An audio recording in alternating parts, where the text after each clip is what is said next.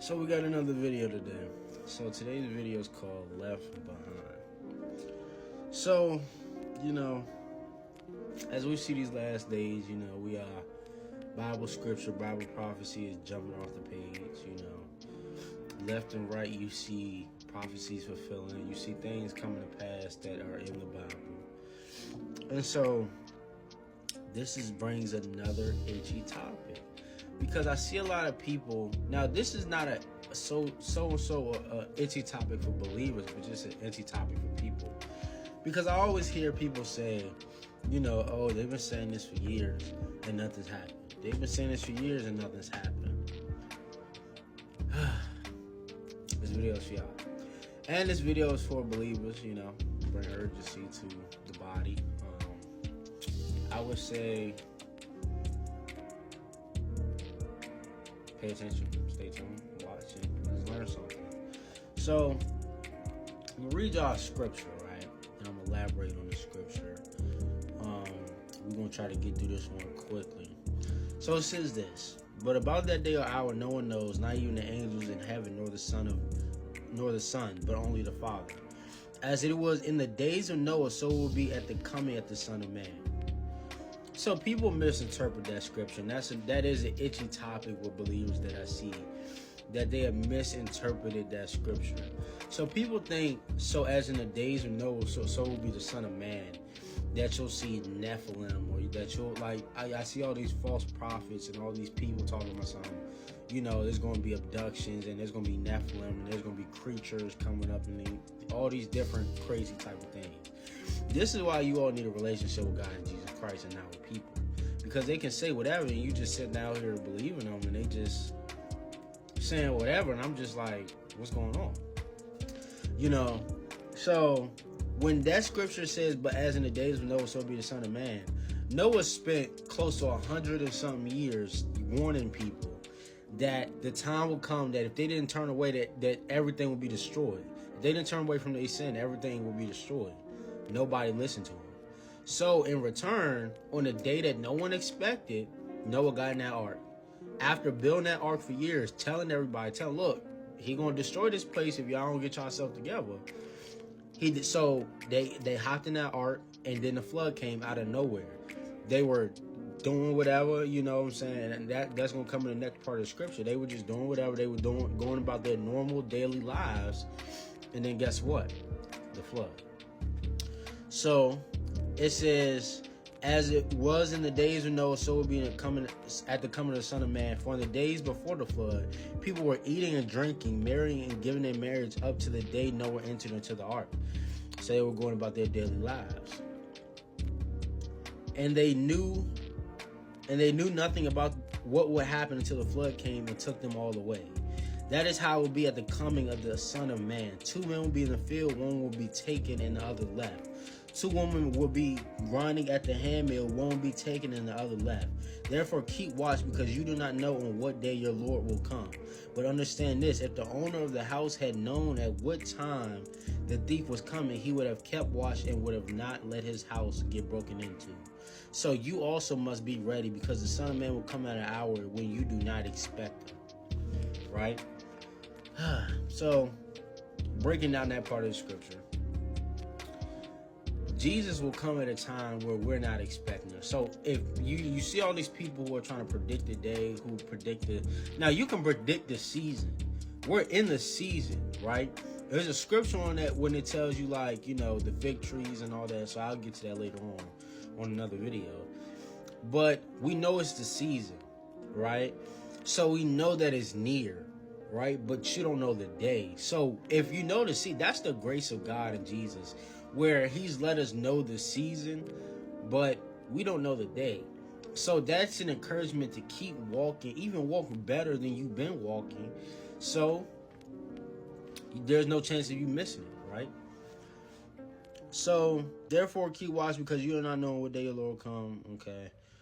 Who then is a faithful and wise servant, whom the master has put in charge of the servants in his household to give them their food at the proper time?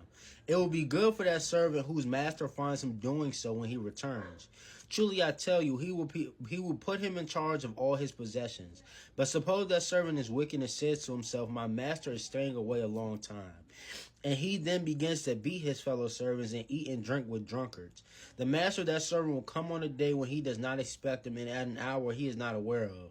He will cut him to pieces and assign him a place with the hypocrites, where there will be weeping and gnashing of teeth. Oh, wow. You know what I'm saying? So that's a loaded scripture. I'm going to break it down piece by piece, right? So, who then is a faithful and wise servant whom the master has put in charge of the servants in his household to give them their food at the proper time? Now, I'm still interpreting that part of the scripture, so I'm not going to give you all an interpretation on that part of the scripture, right? So, but suppose my servant is wicked and says to himself, my master is staying away a long time, and he then begins to beat his fellow servants and eat and drink with the drunkards. So, if you get so complacent, especially now in time, where you're seeing, you're waiting, and then, you know, people have been doing this for years, and nothing's happening, and you say to yourself, he'll be back another time. You know, maybe he'll be back later on or down the road. So I could just kind of live the life. I can dibble and dabble. I can live that lukewarm lifestyle. And maybe if I feel like he's about to come at a certain point in time, I'll just ready up. You don't have that time.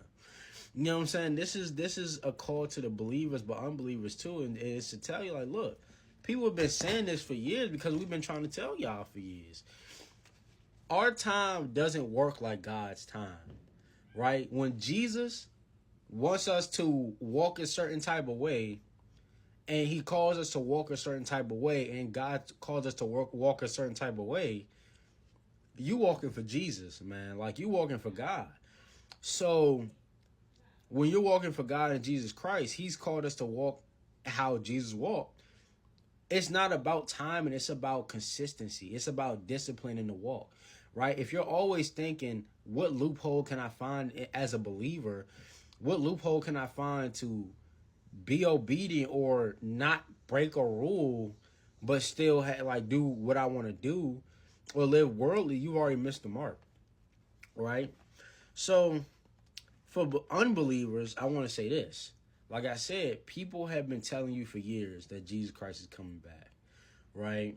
And as much as we can sit here and warn you and tell you that, you know,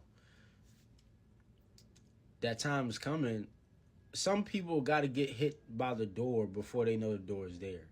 You know, I want to tell you something that prayerfully opens your eyes up. Maybe it does, maybe it doesn't. But there's this thing where the enemy, the devil, right? The devil is, in the Bible, biblically, the ruler of this world, right?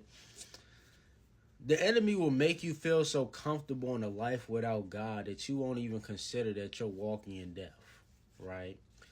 So he'll have you, he'll allow you to get the cars and the houses and the money, and you're going to get, and you're playing that game with the enemy where, okay, you got this, you got that. You're getting all these different things in your life. You're getting the job. You're getting the woman that isn't of God.